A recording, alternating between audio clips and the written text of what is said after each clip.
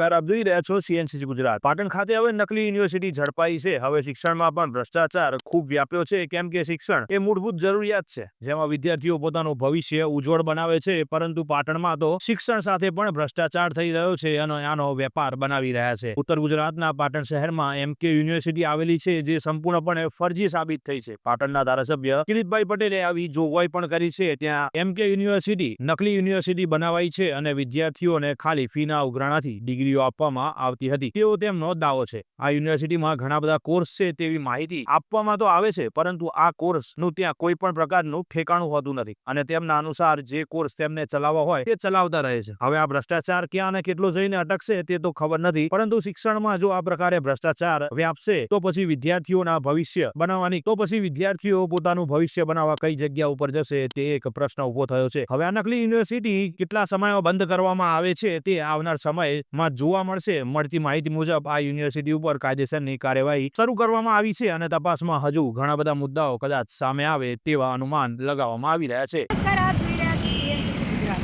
પાટણમાં આવેલી માતરવાડીમાં MK university એ હાલ ઘણી બધી ચર્ચામાં છે। પાટણમાં હાલના ધારાસભ્ય કિરીટભાઈ પટેલે એવો દાવો કર્યો છે કે MK યુનિવર્સિટી નકલી છે।